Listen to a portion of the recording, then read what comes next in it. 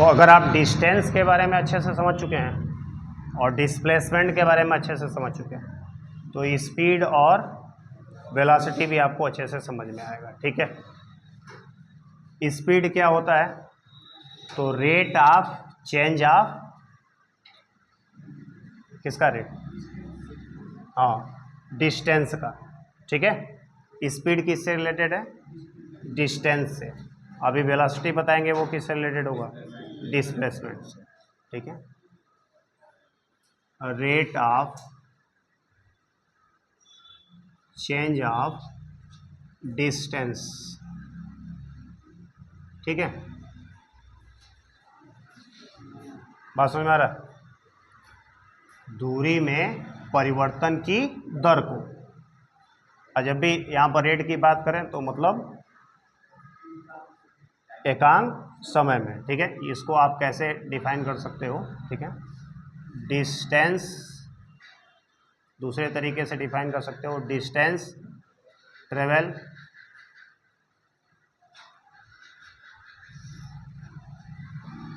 Per unit time,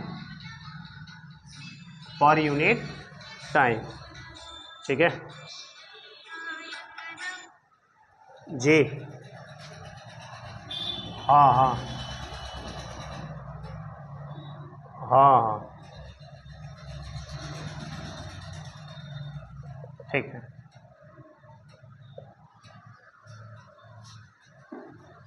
एकांक समय में चली गई दूरी या तय की गई दूरी, इतनी बातें समझ में आई? आप rate of change of distance बोल सकते हो। ठीक है, इसका मतलब ही यही हुआ कि पर यूनिट टाइम में कितना डिस्टेंस ट्रेवल किया गया है, उसी को हम क्या बोलते हैं? स्पीड बोलते हैं। एकांक समय में चली गई दूरी को ही हम क्या बोलते हैं? स्पीड बोलते हैं, चाल बोलते हैं। बोलो, क्लियर हुआ? अच्छा, ये दो तरीके से हो सकता है, एक एवरेज, ठीक है, और एक होगा इंस्टेंटेनियस। एक होगा औसत और एक होगा तात्कालिक। ठीक है,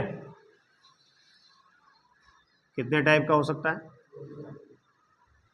दो टाइप का हो सकता है, एक होगा आपका एवरेज स्पीड, ठीक है, और दूसरा होगा इंस्टेंटेनियस स्पीड। यह जो होगा एक बड़े टाइम इंटरवल में होगा। ठीक है, इनफाइनाइट टाइम इंटरवल, पता चले कि हाँ कितना गैप है, एक स्पष्ट रूप से टाइम में क्या होना चाहिए? गैप होना चाहिए।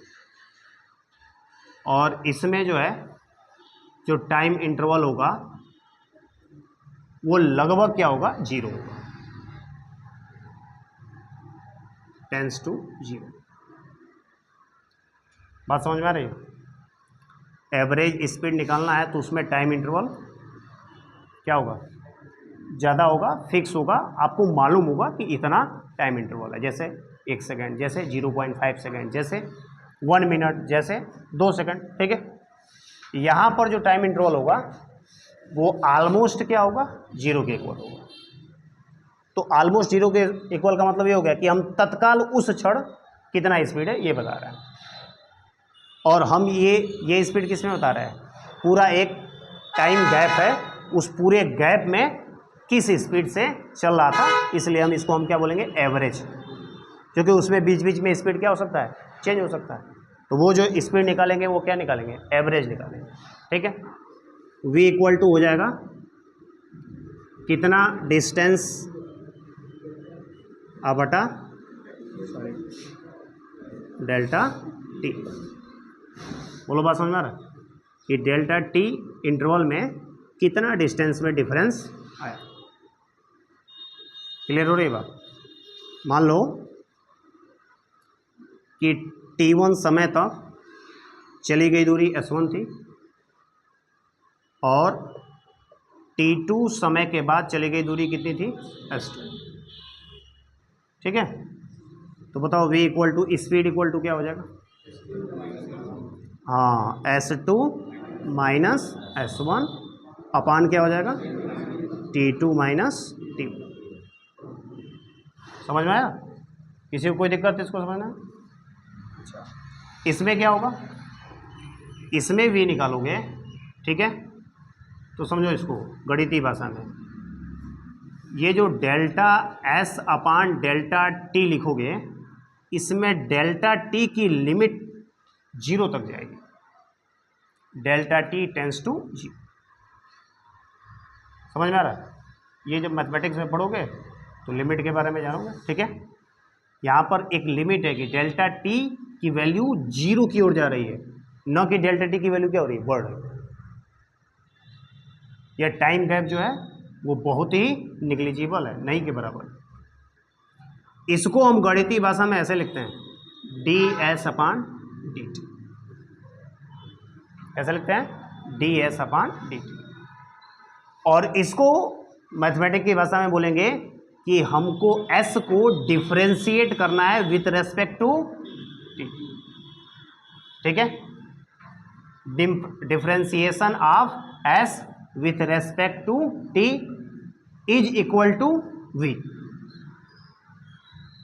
ये बात समझ में आ रही है? क्या है? Differentiation of s with respect to t, t मतलब time, equal to v।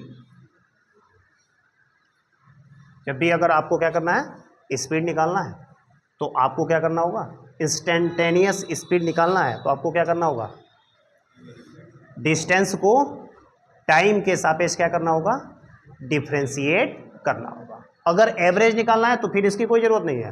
Average निकालना है तो पूरा देखो डिस्टेंस में कितना गैप है और टाइम में कितना गैप है, डिवाइड कर लो, आपको एवरेज वेलोसिटी निकल जाएगा। लेकिन इंस्टेंटेनियस वेलोसिटी निकालना है तो आपको क्या करना पड़ेगा, एस को टाइम के रेस्पेक्ट में क्या करना होगा, डिफरेंशिएट करना होगा। इतनी बात क्लियर हो रही है? ये बात समझ में आ रही है? नहीं समझ में आ रही? अच्छा, ये जो डिफरेंशिएशन टर्म है ये क्या बताता है? डिफरेंशिएशन टर्म जो है ये क्या बताता है?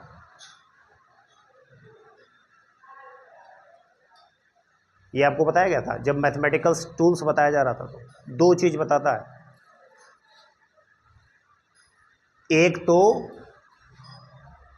जो स्लोप होता है, लाइन की जो स्लोप होती है उसको बताता है, and second rate of change बताता है, रेट ऑफ चेंज बताता है, ठीक है।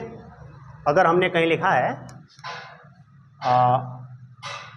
dy अपान dx, तो इसका मतलब क्या हुआ कि x के बदलने पर y के बदलने का रेट क्या है, x के रेस्पेक्ट में y के चेंज होने का क्या रेट है, यही ये बताता है dy बाई डी एक्स। ये ds बाई डी टी क्या बताएगा कि किस रेट से s में क्या हो रहा है, बदलाव आ रहा है, परिवर्तन हो रहा है, चेंज हो रहा है। और जिस रेट से डिस्टेंस में चेंज होता है उसी को तो हम क्या बोलते हैं, स्पीड बोलते हैं, ठीक है। तो डिफरेंशिएशन करने का मतलब क्या हुआ, रेट ऑफ चेंज बताना। मैथमेटिक्स की भाषा में डिफरेंशिएशन का मतलब क्या हो गया, रेट ऑफ चेंज बताना, ठीक है। कहीं भी डिफरेंस रेट ऑफ चेंज, अगर आपसे फिजिक्स के सवाल हल करते समय दिमाग में ये बात डाल लो कि अगर आपको क्या निकालना है, रेट ऑफ चेंज निकालना है, तो क्या करना होगा, आपको डिफरेंशिएशन करना होगा। क्या करना होगा, ठीक है। और आगे चल के आपको ये भी हम बताएंगे कि अगर आप छोटे छोटे पार्ट्स को ऐड करना है तो क्या करना पड़ता है, इंटीग्रेशन करना पड़ता है। क्या करना पड़ता है, इंटीग्रेशन। इंटीग्रेशन में भी हमने समझाया था ये बात, ठीक है, कि इंटीग्रेशन का मतलब समेशन। इंटीग्रेशन का मतलब क्या होता है, समेशन, यानी जोड़ना, छोटे छोटे पार्ट्स को एक साथ क्या करना, जोड़ना, ठीक है। तो ये बात समझ में आ गई, स्पीड कैसे निकलेगा, कोई दिक्कत इसमें, नोट करो इसको।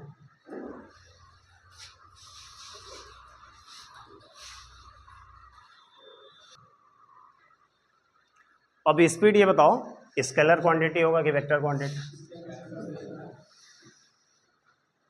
स्केलर क्वांटिटी हो जाएगा आपका, ठीक है,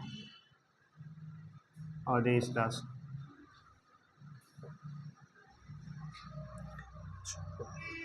इसका यूनिट क्या होगा, ऐसा यूनिट क्या हो जाएगा, मीटर पर सेकेंड, मीटर पर सेकेंड, ठीक है। अच्छा, इसका डायमेंशन क्या हो जाएगा, हाँ क्या है, डिस्टेंस अपॉन टाइम है, तो डिस्टेंस के लिए क्या होगा, एल अपॉन टाइम है, टी पावर माइनस, ये हो जाएगा।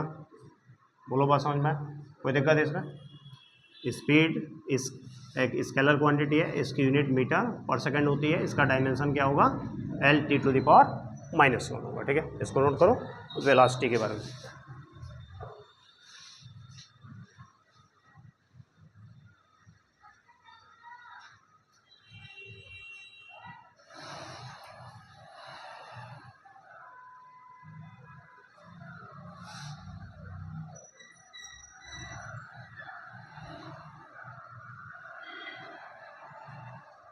हो गया,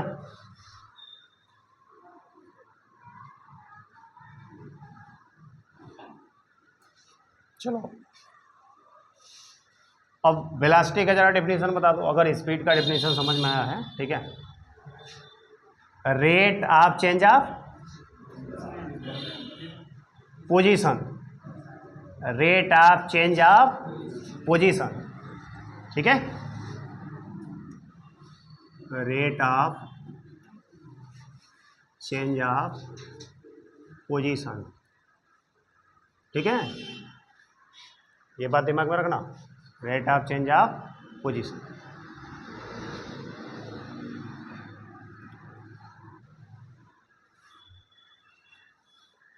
ये मान लो x और y एक्सिस है, ठीक है। मान लो कोई ऑब्जेक्ट यहाँ पर है, तो इसका पोजीशन वेक्टर क्या होगा, हाँ ये आपका पोजीशन वेक्टर हो गया, इसको हमने वेक्टर आर आई से डिनोट कर दिया, ठीक है। फिर ये घूमते हुए कहाँ पहुँच गया, यहाँ पर मान लो पहुँच गया, ठीक है। तो इसका पोजीशन वेक्टर क्या हो जाएगा, ये हो गया वेक्टर आर। बोलो बात समझ में। अच्छा, इस पॉइंट पर था तो मान लो टाइम क्या है, टी आई है, ठीक है। और इस पॉइंट पर जब पहुंचा तो उस समय मान लो टाइम क्या है, टी एफ। अब आपको निकालना है rate of change of position, तो कैसे निकालोगे,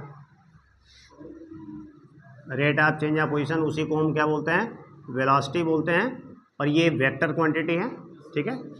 तो वेक्टर v इक्वल टू बताओ क्या होगा,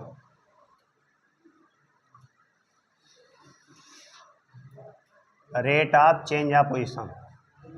तो क्या करना है, चेंज ऑफ पोजीशन निकाल के टाइम इंटरवल से क्या कर देना है, डिवाइड कर देना।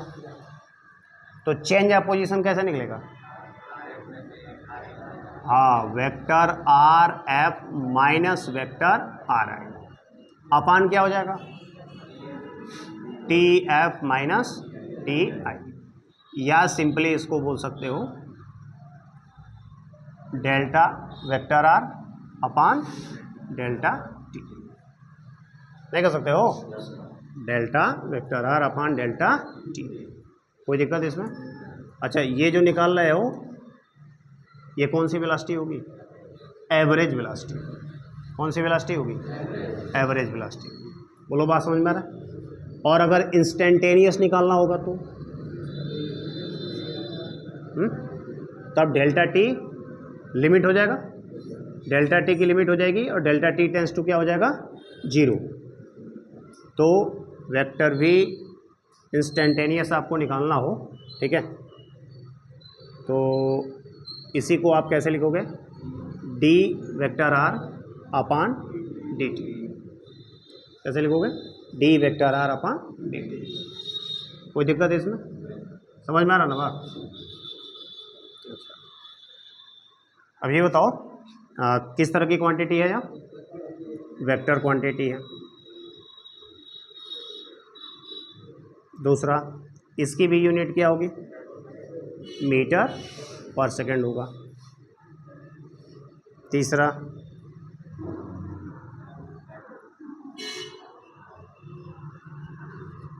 डायमेंशन क्या हो जाएगा?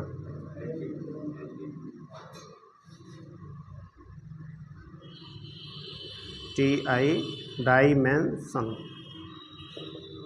LT power minus. ठीक है।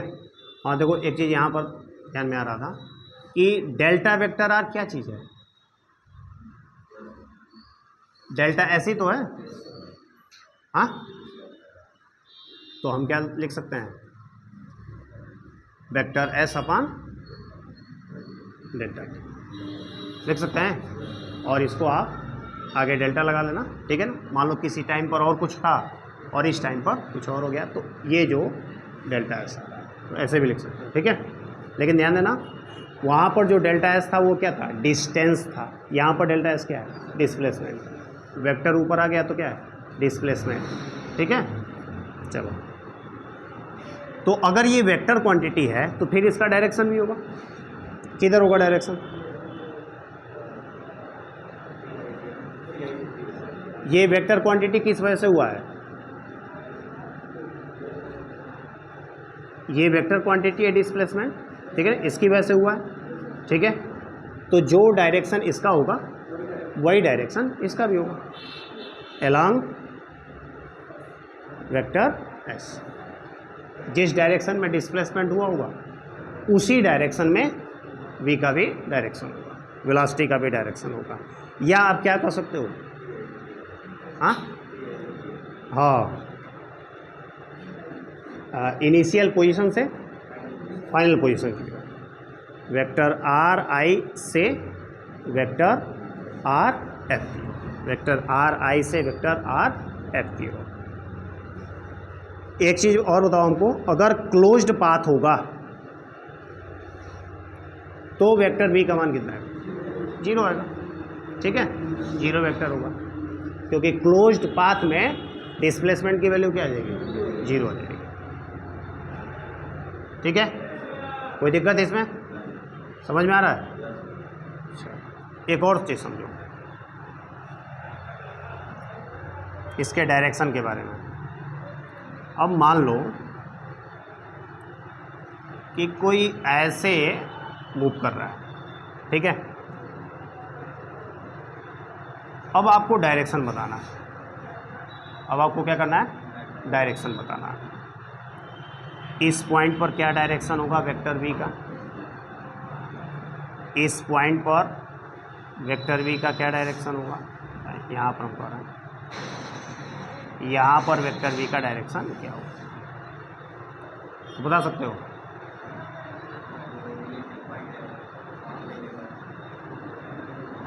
अब यहाँ पर इनिशियल और फाइनल पॉइंट अगर देखोगे तो देखो मिस्टेक हो जाएगा, क्योंकि इनिशियल पॉइंट यहाँ पर है और फाइनल पॉइंट यहाँ पर है। ठीक है, तो इंस्टेंटेनियस नहीं, ये एवरेज वेलोसिटी का होगा। एवरेज वेलोसिटी का डिस्टेंस डायरेक्शन ये होगा। लेकिन अगर इंस्टेंटेनियस निकालना है तो डायरेक्शन बताओ।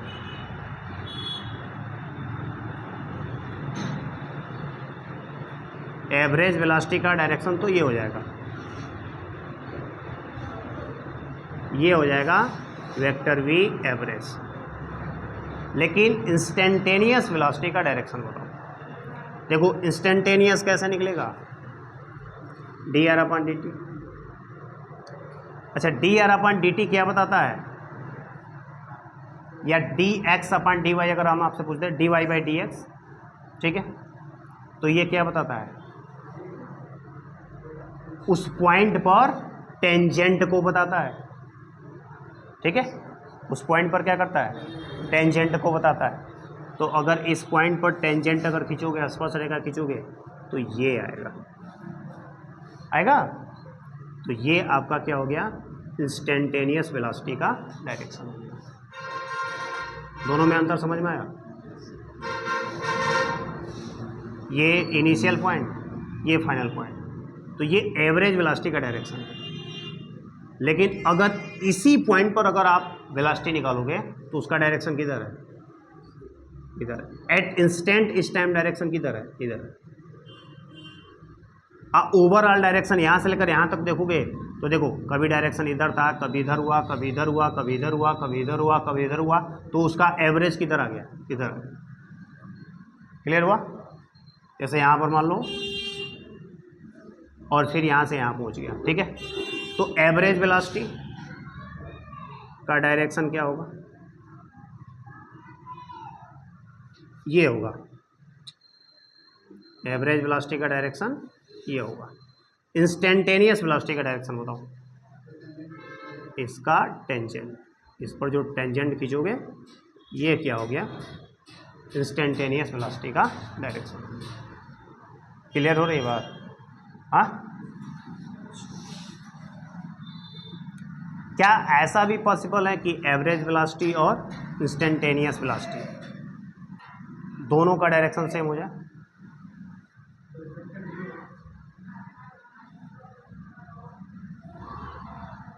जीरो वेक्टर का कोई डायरेक्शन नहीं होता। सिंपल सी बात है, अगर ये लाइन टेंजेंट बन जाए, ये लाइन क्या बन जाए, टेंजेंट बन जाए, तो फिर वो एवरेज वेलोसिटी का भी डायरेक्शन हो जाएगा और इंस्टेंटेनियस वेलोसिटी का भी डायरेक्शन हो जाएगा। जैसे मान लो यहाँ पर देखो, इसको इनिशियल पॉइंट, इसको फाइनल पॉइंट मान, तो ये वेक्टर भी एवरेज हुआ। इसी पर अगर इंस्टेंटेनियस निकालोगे तो इसका भी डायरेक्शन इधर ही है, इंस्टेंटेनियस। बोलो बात समझ में आया? अगर क्या हो, final position, sorry initial position और फाइनल पोजीशन को मिलाओगे, अगर वही लाइन इस पॉइंट पर क्या हो जाए, टेंजेंट भी बन जाए, तो फिर एवरेज वेलोसिटी और इंस्टेंटेनियस वेलोसिटी दोनों का डायरेक्शन क्या हो गया, सेम हो गया। आई बात समझ में? कहीं कोई दिक्कत डायरेक्शन निकालने में, इंस्टेंटेनियस वेलोसिटी का और एवरेज वेलोसिटी का? एवरेज वेलोसिटी का डायरेक्शन कैसे निकलेगा, अलोंग वेक्टर एस। अरे भाई, अलोंग वेक्टर एस का मतलब क्या हुआ, ये पॉइंट और ये पॉइंट इसको मिला दोगे तो ये तो वेक्टर एस हुआ, और इसी के डायरेक्शन में एवरेज वेलोसिटी भी होगी। लेकिन इंस्टेंटेनियस वेलोसिटी निकालना है तो उस पॉइंट पर आपको क्या निकालना होगा, टेंजेंट निकालना होगा, और वो टेंजेंट जो है इंस्टेंटेनियस वेलोसिटी। क्लियर हुई बात जी? कोई दिक्कत इसमें? स्पीड और वेलोसिटी में कहीं कोई समस्या आएगा नहीं ना? तो कल से हम लोग स्पीड जितना पढ़े हैं, डिस्टेंस, डिस्प्लेसमेंट, स्पीड और वेलोसिटी, इससे रिलेटेड न्यूमेरिकल प्रॉब्लम सॉल्व करेंगे, ठीक है।